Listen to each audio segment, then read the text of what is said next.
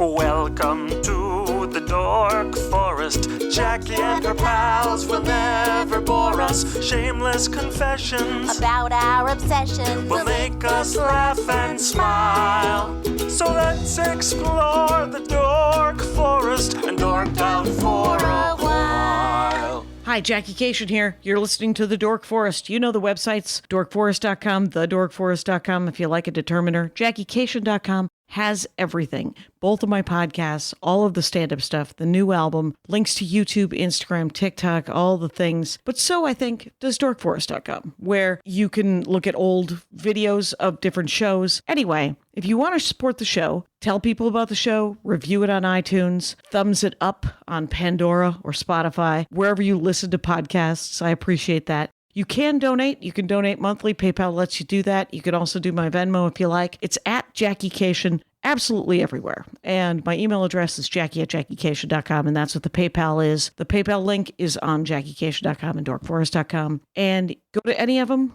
Thanks for listening. There's merch, there's stand-up, there's tour guide. You know, you can find out where I'm touring. This is getting long, so let's get into the show.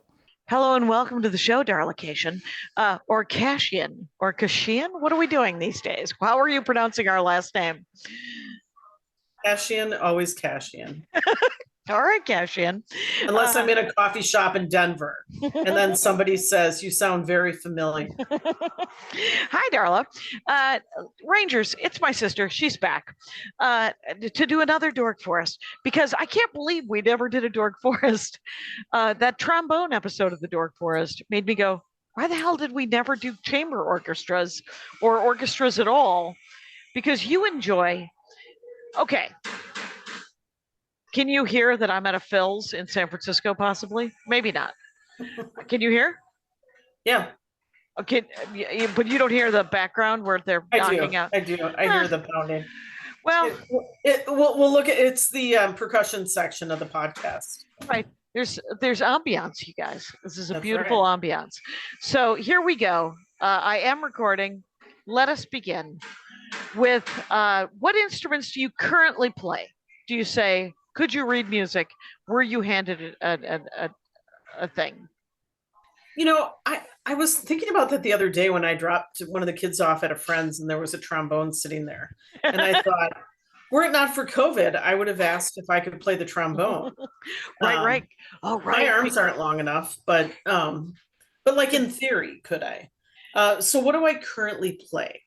Yeah. I occasionally play a viola. Okay. I often play an electric guitar. Often, because I have one in my home office, and when I become frustrated with the world, do you noodle around on an electric guitar? I do. You don't play that Stairway to Heaven, do you? I wish I could. But in theory, yes. Right, if you had the music, I suppose. Yeah, mostly what I do is I play music I like. This is going to sound very familiar to our childhood. I play along with the radio. So, okay. It's like an ear tuning exercise. So, fun. Yes. I didn't know you were still doing that. That's awesome. It's my favorite. I actually love it. We have a piano, so occasionally I play the piano. Okay. And it was, I think, like, to me, buying a piano was a big deal in my life. So, right. And then I think that's about it right now. I really, I go through phases of like looking for a French horn. Yeah. Again, and I think I like my neighbors. I don't know that they deserve it. So, okay. So, and now let's back up. So the first instrument you learned was the violin, right? It was the violin. Yes. And was it with Mr. Owie? Owie? No. You know what? That was so long ago. So in fourth grade, we got to pick an instrument, and I think it was Mrs. It wasn't the music teacher at Rawson, was it? No. Because it was the orchestra director. Where did you go to fourth grade? I went to Rawson. Yeah. Oh, you did go to Rawson. Okay. Yeah. So no, it wasn't the music director there, but like you picked an instrument and then you went to like some, Like and then Blakewood. it was Mrs. Dixon. Okay. Do you remember I her? never met Mrs. Dixon. I'm sure you did.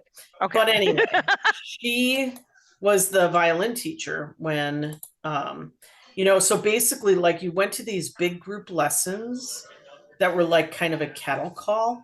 And then once a week, they came to your school and and then you did a group lesson with your fellow Like, classmates, right? okay.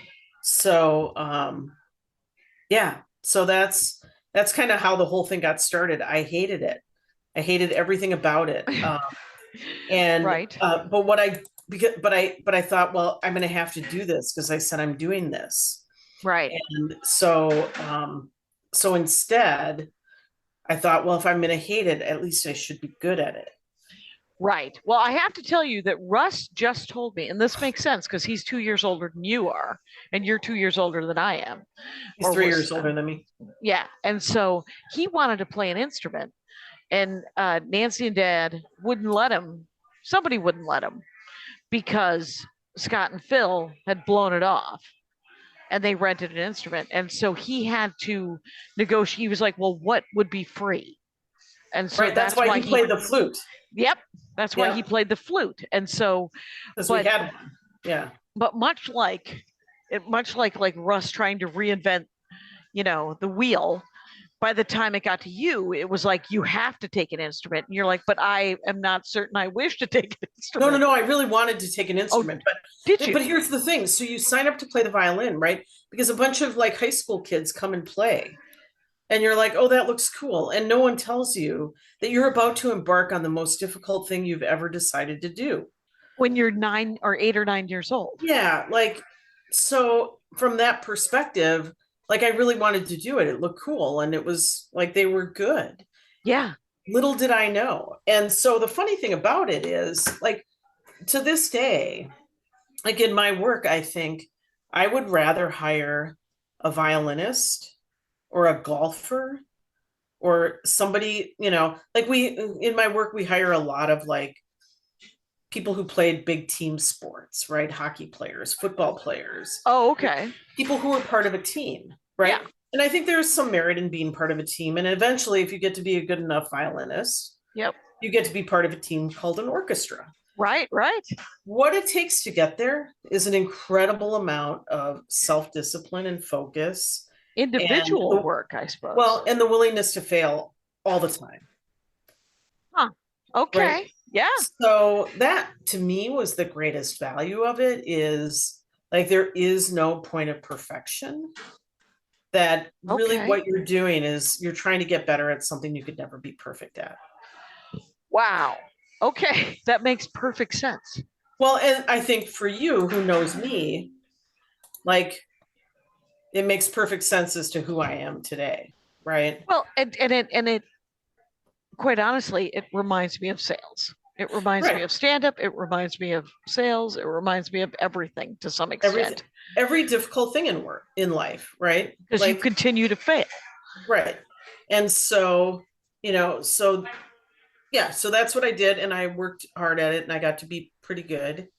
And, well, because here's how I remember it. Now, correct this, is that you started violin and I started viola, which I have always credited, as a mixed bag as our parents were. The fact that they were willing to sit through years of bad violin and viola is to their credit. Oh my gosh. Yeah. Yeah. Because Nancy insisted that we practice. She was like, you have to practice. And it was painful. I was terrible. Oh, that's so interesting. I don't remember her ever making me practice. Maybe just because I did all the time. Right. Anyway. I think you did all the time. And then when I quit viola, I distinctly remember you saying, we can quit. But by then you were good. It's too late. Yeah. By then you liked it. By then you had spent hours on end becoming actually proficient at it. So, and then I switched over to clarinet, and then you were like, what is that instrument? gimme, I could play gimme, that. gimme, Right. gimme. And then I switched to trumpet, and you were like, "What? There's brass? Can I touch?" Anyway, so you became good enough when. Yeah. So what was the next? You're in grade school orchestra, or what was it? Yeah. So, like in my little group of kids in 5th grade, like I always love, I don't know, Randy Raminsky, if you're out there and a Dork Forest fan, I hope so, because you are a person I tell stories about all the time. Really? And part of the reason is he stayed in the orchestra through high school. And Oh, he may have never gotten to be proficient. but he just kept coming. Yeah, but for whatever reason, he stuck it out. And so I give him a tremendous amount of credit for that, because I also think, like, I don't know, one of the challenges in life is how do you work hard at something you might not ever get to be great at, right? Right. Because there's so much emphasis on like excellence, and like I think, well, what about adequateness, right? Right. Hey, Bamford's doing a joke celebrating mediocrity. And Correct. Yeah, I mean, I think that that's tremendous. So I think, so a couple interesting things happened. One is they separated me out of the group of other 5th graders. Or okay. 6th graders, I don't remember which. And then I got a private lesson while they carried on. Okay. Because I was doing well and they were doing less proficiently, I guess. But here's the funny story. Then we got to junior high, 7th grade. I did not audition for the orchestra. I just showed up, and I declined the opportunity because turned out, like in the audition, then they would put you in order, right? Like, right. Like first chair, second. Right. Okay. But it turned out I didn't know how to read music. Oh. Right. You were like just playing it by ear. Yeah, I could hear it and play it, and I didn't know how to read music. So so I actually sat with Randy Raminsky because he was last chair. I wasn't so bad that I was second last chair. And the orchestra director, so Mr. then like Kadevers? No, this was junior high, so Linda something or another. Okay. And so here's the weird thing about like what public schools used to be and could be again if we decided to invest, right? So again, I show up, it's public school, right? With an orchestra director who gave music lessons, right? So I show up, I don't audition, I end up in the orchestra, I go for my first lesson, and she's like, well, you can play the violin. Well, yes, I can. But then she figured out I didn't know how to read music. Right. So then I learned to read music, and much get this. inspired. In high school, you noticed that I didn't know how to read music. Correct. And explained to me how to read music. And that's how I learned how to read music. So thank you very much for that.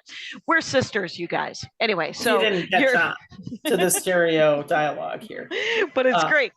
Yeah. So so she realized you didn't know how to read music. Yeah. So then when I was like going into 8th grade, a whole bunch of like the kids in the know were auditioning for the Milwaukee Youth Symphony. Oh. I was not in the know. I didn't know about this. What is this thing? Right. But I thought, well, if they're auditioning, I should too. You just essentially followed a small crowd of children. Yeah.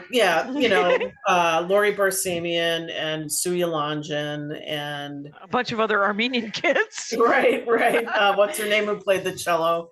I apologize. Ander Hosepian. Oh, that's it. Yeah. So so like I mean, honestly, like all of you have heard stories of our parents raised by wolves, right? But someone got me down to this audition, right? Someone did drive you. Yes. And then Dad agreed to be part of the carpool chain. Right? Did he? Yes, he carpooled once a month, picked us up at high. Yeah.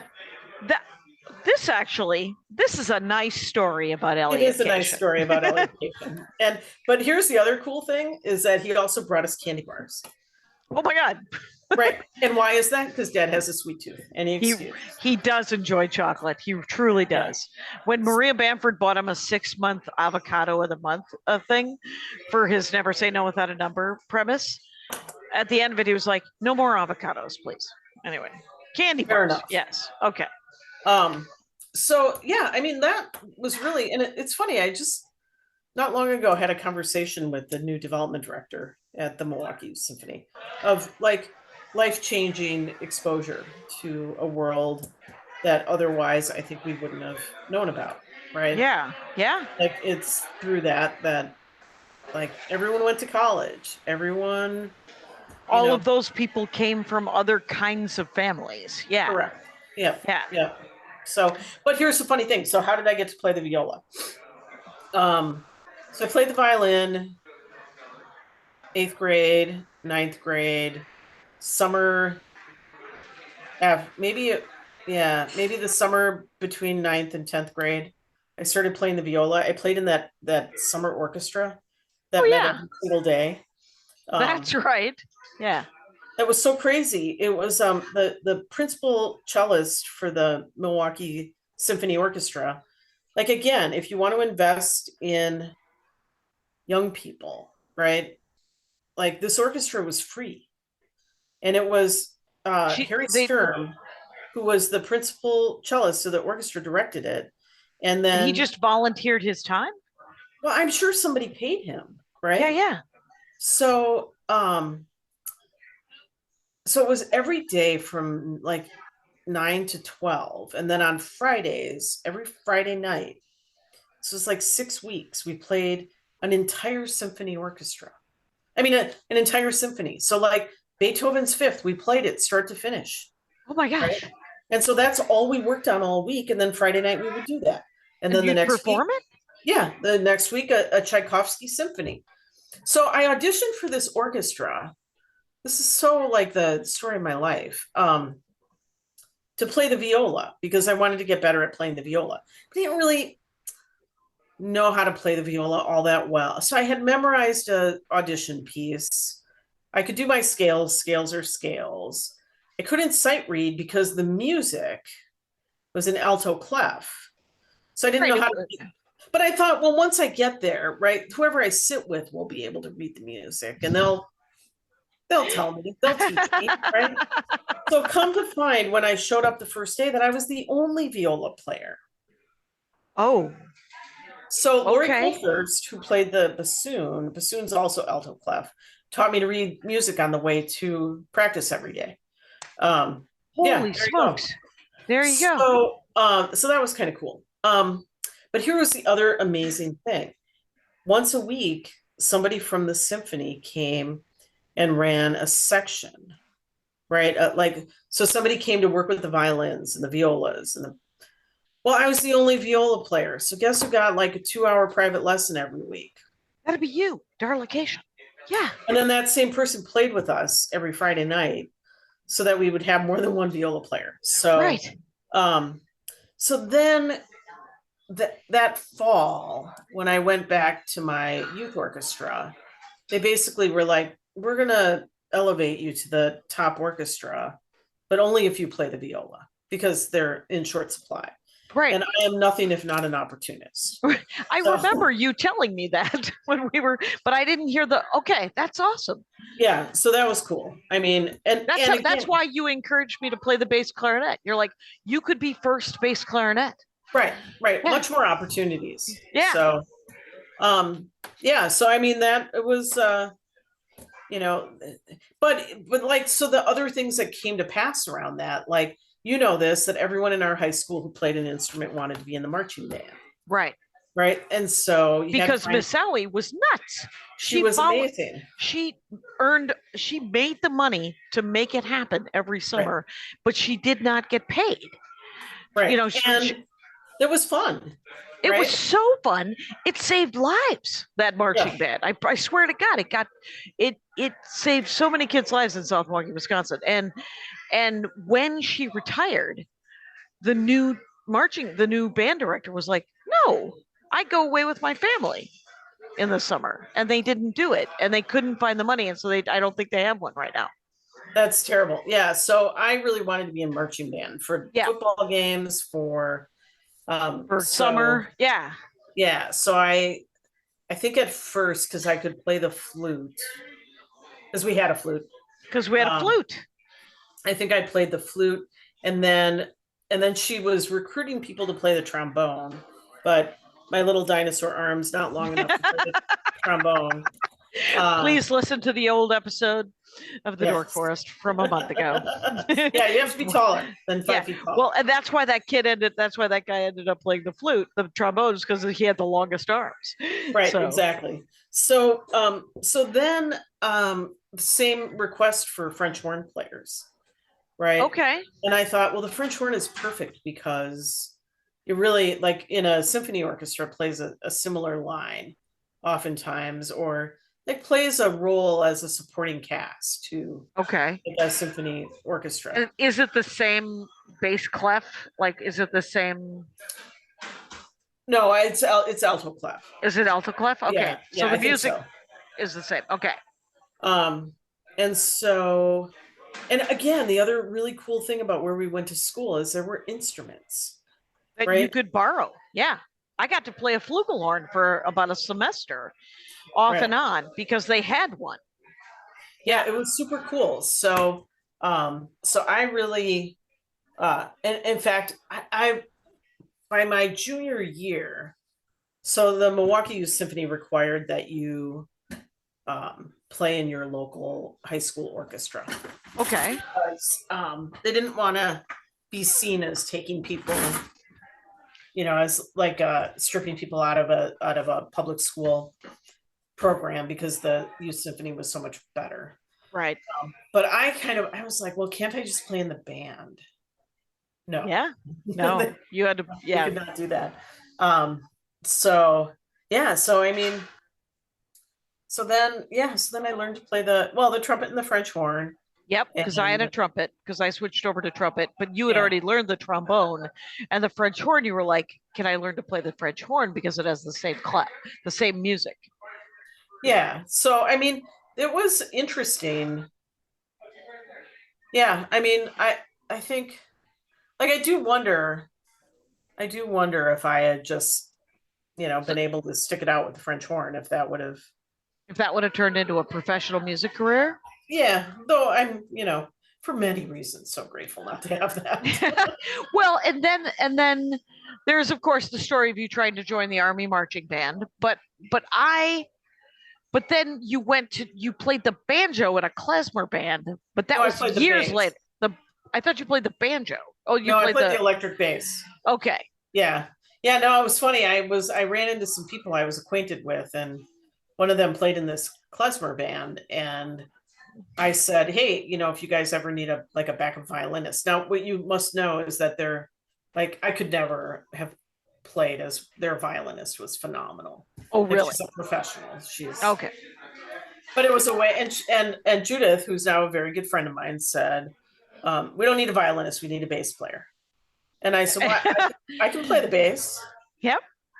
if I get one and learn how. Right. And so it was really funny because then Judith Eisner, the head of the band, called me that Monday and she's like, I hear you play the bass. And I was like, well, yeah, I'm super busy for the next 3-4 weeks getting and learning to play the bass. But anyone who's listened to klezmer music, you're like, boom, boom, boom. I mean, this is not complicated. Right. So this is one of my favorite things about our family is that we don't have imposter syndrome. We were raised to be imposters. Right, so right.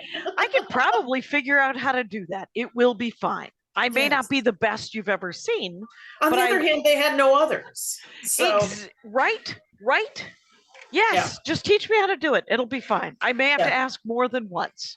How do you do that? It was very funny. She was super annoyed all the time because I'm like, no, I need the music.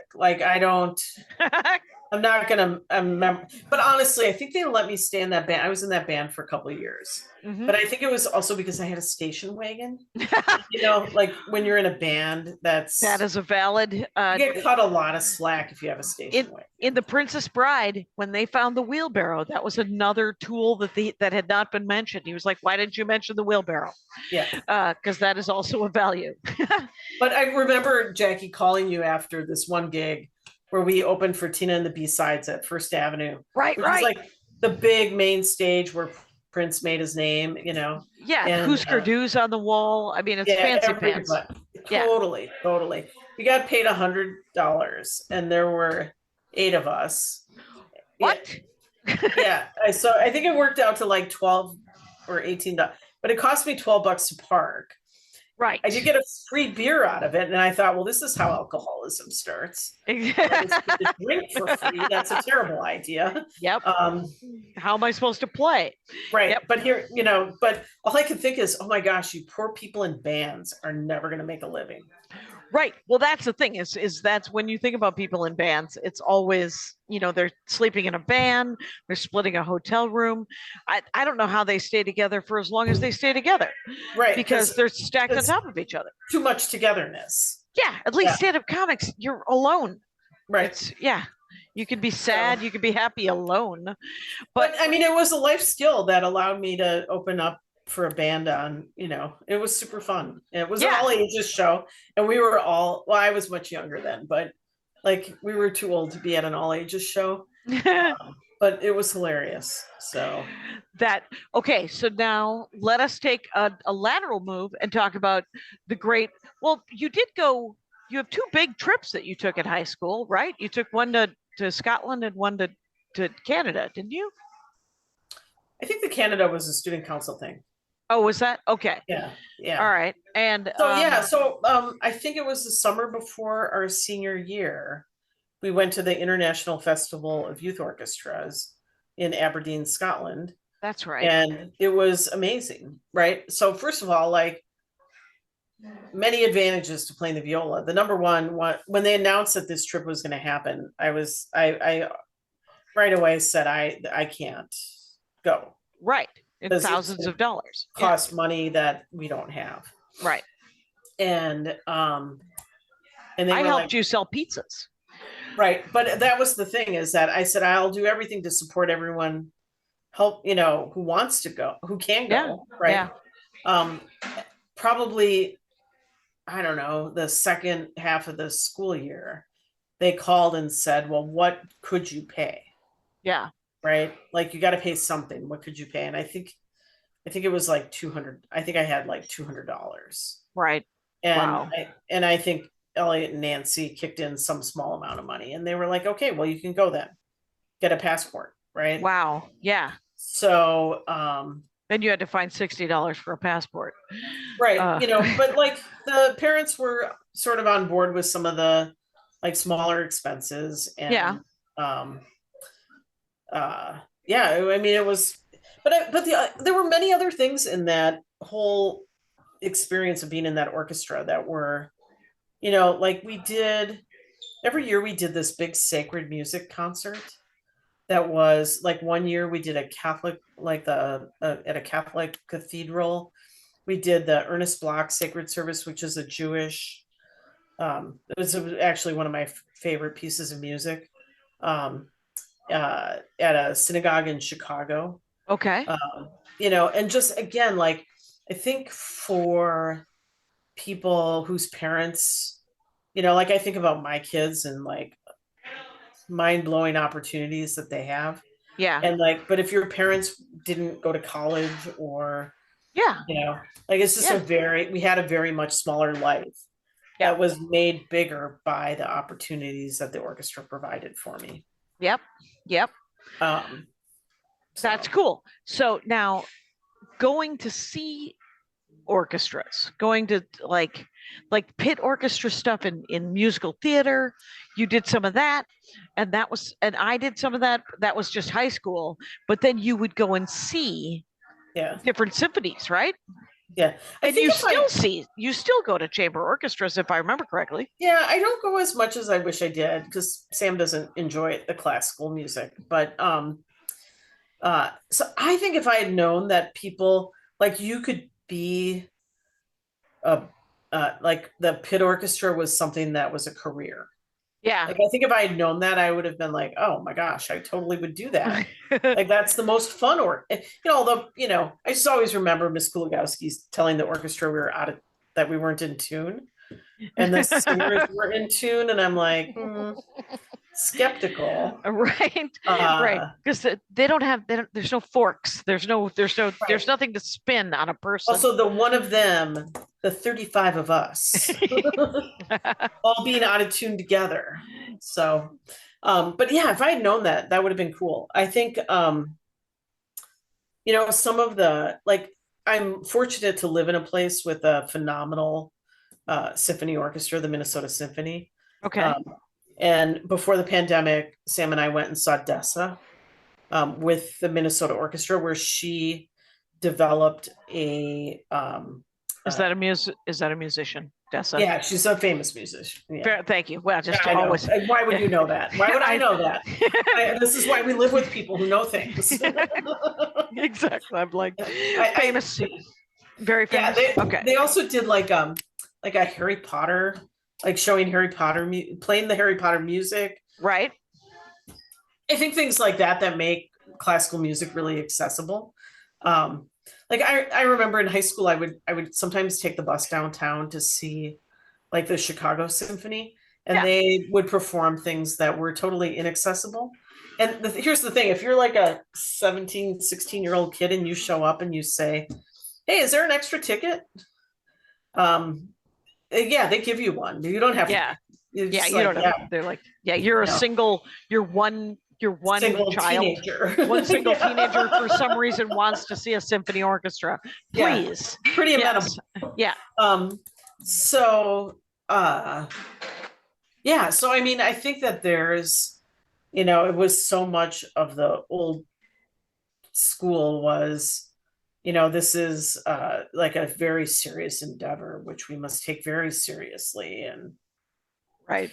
just don't have fun, right? And I think that that's, been, just because of capitalism turned on its side, right? Like we need people who want to come to this stuff, and it's boring, serious stuff. Nobody wants to do that.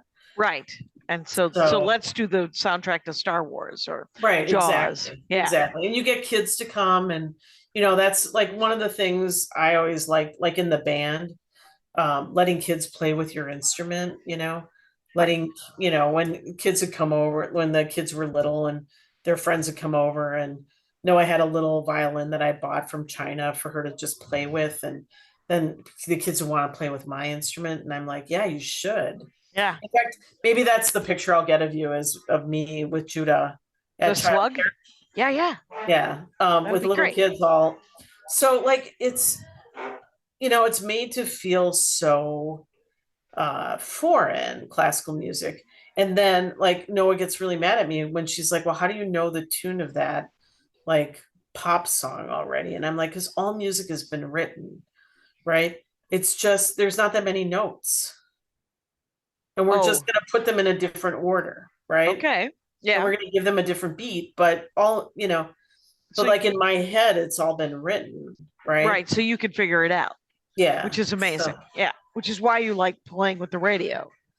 Correct. Yeah. And also I feel like it forces you to listen to what you're doing and listen to, tone and all that. So. Wow. So what are your favorite, are there favorite symphonies? Are there favorite arrangements? Are there favorite songs to play to? What do you get? I love country music, so I play always to country music. Oh, really? So pathetic. I know. That is hilarious. Yeah. I like Mary Chapin. I like the Chicks. Okay. Yeah. So you're listening to Mary Chapin and the Chicks, and you're just playing along with them on your electric guitar? Yeah. Yeah. Okay. Terrible. It's terrible. I feel bad for my neighbors, but they seem nice. This is a safe space. Right. You get to dork out about your love of country music. And well, that's kind of fun. It's one time I went back to play with sort of in South Milwaukee, they had like the band had a reunion, but not really. They were going to play at something. Like at the Heritage Day parade or something. Yeah. Right? And so I go because Paul Burridge and Stefan Zagrowitz are going to play in the drums. And so they let me have trumpet, and I sat next to, oh, what the hell was her name? Anyway, she was first or second chair. She was really good at it. And all of a sudden they started playing the cadence from marching band. And I cried. I laughed and cried because it was all that muscle memory and all that weird, because that's what music will do for you, right? That'll just, it'll make you all remember that stuff. So it's interesting. What would you say, like people who have kids, you would say just buy toy instruments and let them noodle around with them? Well, when they're really little, like when they're toddlers, unless, like I have a colleague whose son, when he was like 2, walked up to a piano and could play Stuff like from ear? Yeah, like when your kids are little and you sing them like lullabies and stuff. Yeah. And the kid like plunked on the piano and then immediately he figured out how to play his favorite lullaby. Yeah. I mean, he seriously was like 2 years old. And I the subject came up because I was looking to buy a piano, and my colleague said, "Oh, you should talk to Nancy at this piano place." And I was like, "Oh, okay, cool. Do you have a piano?" And he's like, "Yeah, my son plays piano." And I'm like, "Oh, really cool. Is he? What's the story?" And he said, "Oh, he's a freshman at Juilliard." Oh, wow. And I said, "Oh, so he's like one of the top 5 piano players in the world." And Dan said, "Yeah, most people don't understand that." And I'm like, yeah, I get that. I totally get that. So, I mean, I think the thing is with kids is listen to music, like wherever you live. If you live in a decent sized city, like even a small, like St. Paul Chamber Orchestra does kids programming, right? Or like Yo-Yo Ma is on Sesame Street all the time. Yeah. But like expose your kids. But I think like my kids, I've never pushed them to practice. And I don't know if that's smart or not. Yeah. But during the pandemic, my daughter taught herself to play the guitar. Okay. And she plays guitar almost every day on her own. Right. Like through a guitar app that she put on her iPhone. And okay. And they both take singing lessons, and that's neat. Yeah, and Noah sings in the choir at school, and Judah can't wait to get to high school and sing in the choir. So okay. Yeah. Okay. Which, of course, those kids were the dorks. So I'm trying to be supportive, because I'm like, are you going to get beat up for your lunch money? Right. Andy was in choir. My fella. Need I say more? He is a dork, and he owns it. That's right. It's right. I know. That's just, the little group of high schoolers call themselves the nerd herd. So, right. And I mean, right. It has been co-opted into the world. The people have sort of like, everybody loves Star Wars now, right? Everybody loves Firefly and also they're like billionaires too. So right there. But I think the other thing is that like there's so much emphasis with kids, like that they are going, that they have to be like elite, right? Right. Everybody has to be the best. Yeah. Like my kid's on a no-cut swim team. They don't cut anyone, right? It should be that way. But if you play soccer or football or any of the high school sports, if you haven't been playing since you were 3, you can't. It's hard to measure right? up. Yeah. Because you don't have the skills. Yeah. Well, or that they don't allow you to be bad, right? Yeah. Yeah. Because if you haven't been practicing since you were 3, you haven't had that. Right. You don't have the muscle memory. You have a high school of 2,000 kids and there's only 40 kids on the soccer team. Right. Well, that's just stupid, right? None of those 40 kids, by the way, are going to be professional soccer players. Right. So what difference does it make if you have 40 or 60?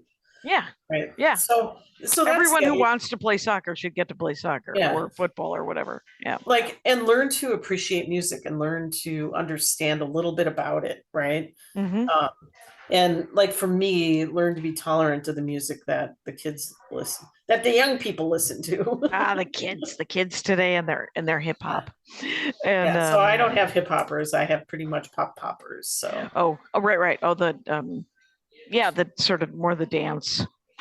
No, they just like, Taylor Swift or yes, I wouldn't know who any of the people are. So. right. And by the way, Jackie, Taylor Swift is 40. Anyway, so Probably. They like Taylor Swift. Okay, fair enough. We went and saw. How old is Taylor Swift? Now I need to know. Go ahead. We went and what is this? What was the concert we went and saw recently? She just did a. Oh, Taylor Swift is 32. Okay. So she is actually just out of her 20s. So it's fine. She gets to still be a relevant pop icon. Oh, that's a relief.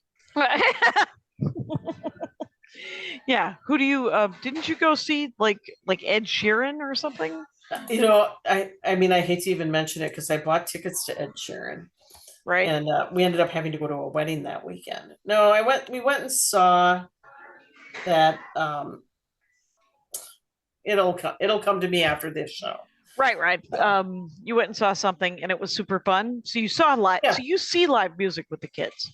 Yeah, and I would see almost anything. Like that's the thing is like when I lived in New York, a bunch of friends of mine were going to like some heavy metal thing. And they're like, oh, but you wouldn't want to go. And I'm like, oh, I absolutely would want to go. Right. Wow. Like, why not? I mean, are there earplugs? Is it going to, Right. Could you hear it through the with some sort of buffer? 30 years later, I'm still shaking from it. So yeah, no, I would go see anything. Okay. Yeah. So, I like. You can always leave. Right. If you don't like it. It's not servitude, right? You didn't buy a ticket and you're not. Although I will say, we went and saw something recently that was not good. And I dropped Sam and the kids off and they sat too close. Oh, it's hard to leave. It's hard to leave if you're too close because you feel self-conscious. Though I will say. You don't want to make the artist feel bad. It's like if you ordered a dish that just wasn't to your liking, but was prepared properly. You suck it This up. was music not to my liking. But they were doing it right? But they were doing it right, so then I felt bad, but we did leave. So. Well, I have to say that Andy once took me early dating. So we didn't know how to leave. We went with his friends, Aaron and Kirsten. And it was performance art. Oh, yeah. And the main two characters were nude, wrapped in saran wrap. And they had Benoit balls or like metal balls up them. And he picked her up and she dropped it into like a bird bath. And it was genuinely one of the weirdest things I've ever sat through in my life. The gutsiest people, because it was a theater in the round. So you had to walk through the cast to leave. But the gutsiest people was an older couple probably in their middle to late 60s who genuinely 25 minutes in got up and left. And I was like, yeah, they knew that they had to go. They couldn't stick it out. It reminds me of the multi-generational Korean family who went to see Margaret Cho. We were sitting like 8 or 10 seats from them. And I turned to Rima and I said, this is not going to end well for them. Oh, right, because they were too close, but there were 8 of them. I don't think they knew what they were getting themselves into. Sometimes people are just psyched because I get a lot of people who come and they're like, we saw that you're Armenian. And I said, all of the jokes about my dad can be turned into Armenian jokes, maybe. Possibly. Yes. But then that seems a sweeping generalization. Yeah. It was Brandy Carlisle that we went and saw. Oh, okay. Yeah. Nice. What was the first concert you ever saw? Was it an orchestra? It was Jean Lepante. Jean Lepante, which I do not know who that is. He's a French guy who plays electric violin. Oh. Like sort of jazz. Yeah, I mean, I went and saw like the Milwaukee Symphony and the Chicago Symphony and things like that. But that was the first spent $10 buying a ticket to go see something. Fair enough. Is the electric violin the one that's essentially just the neck? Depends. They're all different. I mean, I've seen everything that looks like a normal. You could do a pickup on a wood one to like super modern. Right. Yeah. So do you have a favorite instrument in the past 30 odd years that you like, that when did you pick up the electric guitar? When did you get that electric guitar? Oh, Because that's the one you're noodling now. Yeah, some friends were getting rid of they were renovating their house, and so they had it, their daughter played it and they offered it. And so Andy has an acoustic guitar that he's going to bring to supposedly to Guitar Center to get rid of. And I don't know when that's going to happen. Guitar as well. Okay. And that's what Noah plays. Yeah, I mean, in my home office, like at the beginning of the pandemic, I rented a cello for a while. My hands aren't big enough. Well, so, we are a small-handed people.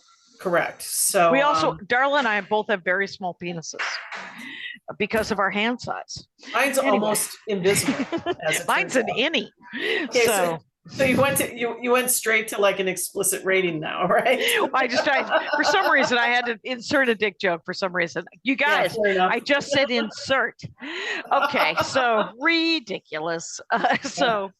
Well, we have about 10 more minutes. Is there anything you would like to say about orchestras, instruments that we have not covered? Because we can also just wrap it up, because I'm psyched you were able to do this last minute. Yeah.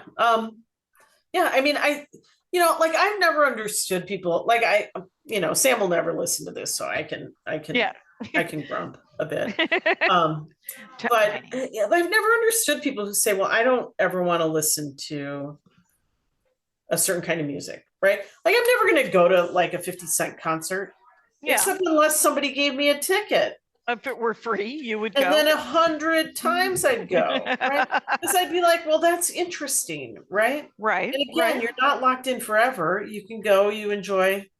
Right? What about seating? See, that's the thing, is I would go to any concert if there were seating. Oh, yeah. I don't care for like the whole. I don't want to stand. Mosh pity type thing. No. Right. We went and saw Heart about a year and a half ago, and that was delightful. Yeah. And yeah. But like, who's the other, like, one of these sort of like feminist icons, I can't think of her name, but like Susan B. Anthony. Sure. Sure. It was Susan B. Anthony. Like the concert was at like the State Theater downtown. The tickets, I think, were $110 a piece. It costs like $40 to park nearby. Right. To listen to someone lecture us about the evils of capitalism. Sure. And I thought, well, this is awesome. Right. Thank you, Joni. Can I get a T-shirt? Right. For $60 as well. Right. Yeah. Exactly. It's the markup on the T-shirts is kind of ridiculous as well. Well, would I go? Amazing. I would totally go. So I think some of the really fun things I've done, which I like Noah wanted to go to Lilith Fair. Is that okay? Yeah, that's one of the ones. Yeah. Yeah. And I was like, well, it turns out I'm glad she didn't, because there was, of course, some like crime, shooting or crimes or something. Yeah. But like stuff like that I really enjoyed, like big festival. When I went to Lollapalooza once. That's what it was in Chicago, Lollapalooza. Okay. Yeah. I saw Jane's Addiction.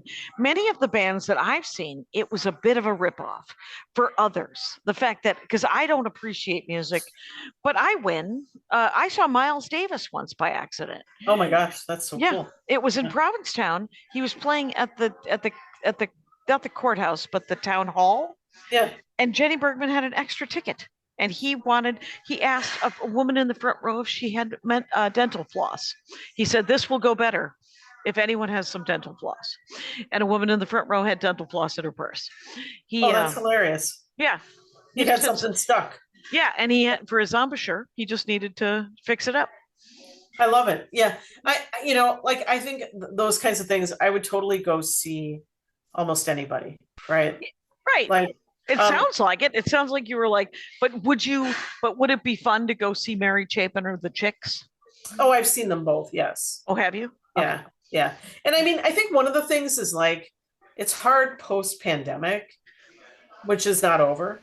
No, like post-lockdown. Yeah. Yeah. I mean, like to think about sitting in a confined space like that. Right? With thousands of people. Yeah. To go to an indoor concert would be weird. Yeah. So we tried in Denver a few weeks ago to go see something at Red Rocks. Yeah. But it was like I draw the line here. It was some Christian rock band. Right. Well, yeah, you don't need to be preached at. Right. That- No.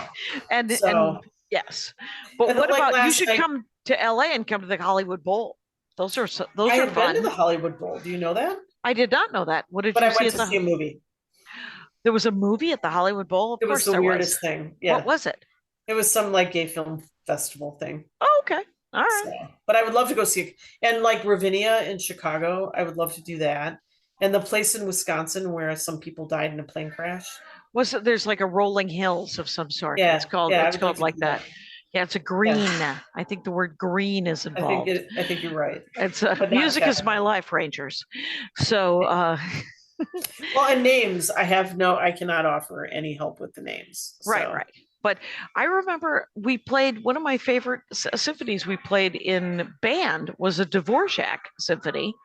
Yeah. And it was super interesting to play. And granted, bass clarinet is all 1, 2, 3, 4, 2, 2, 3, 4, 13, 2, 3, 4, pop, pop, pop, pop, pop, 1, 2, 3, 4, 2, 2, 3, 4, 3, 2, 3, that kind of thing. But yeah, but I did like Dvorak a great deal. And I do kind of, you know what? And one of my favorite things is like the soundtrack to Bridgerton. Have you ever heard that? Yeah.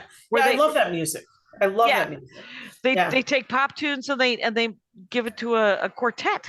Yeah, it's lovely. And I just think it sounds cool. And I would love to play that music. Right. Yeah. And so periodically I have an acquaintance who plays a viola in like a community orchestra, and she's constantly on me. But I'm like, to do it right, to do it well, you got to practice every day. And I don't know. It's just another thing. Yeah. Spelling bees getting in the way or something. I don't know what. Right. Candy Crush. So yeah, you never know. Anyway. Maybe when the kids are grown up. Yeah. So. Darla Kashian or Darla Kashian. Let me just tell you that it has been a delight to talk to my own sister, as it always is. We talk most days, but this we recorded. You did the Dork Forest. We talked about music. We talked about orchestra. We talked about. Is there anything you want to plug? Not particularly. I can't imagine. I mean, if people need a socially responsible financial advisor and have millions of dollars, you should probably figure out how to find her. Yeah, if you're in Minneapolis and or St. Paul and want to come see Tim Miller, MSNBC correspondent, who's going to be. Yeah, that's right. I'm going to be interviewing him on September 12th. Oh my gosh. You do have something to plug. I do. That's right. It's an author date. Right. Okay, I will put that in the show notes. Yeah, in the show notes. Darla's going to moderate a Tim Miller author thing, and that will be in St. Paul, Minnesota in September. What's the date again? September 12th at the Lost Fox, which is a bookstore, right? Nope, it's a cafe and restaurant. Okay. So there will be beer and wine and coffee. And Subtext is selling books, and it's gonna be fun. I'm putting on a book reading, so go figure. That is awesome. Thank you so much for doing the show. And Rangers, you know the rules out there. Take care of each other. My hat, my hat, my hat. They're dancing around my hat. My hat, my hat, my hat. Well, what do you think of that? If it looks like a Mexican hat dance and it sounds like a Mexican hat dance, it's most likely a Mexican hat dance. So take off your hat and let's dance. Yay! Oh my God. Why don't we just call that as the end of the show?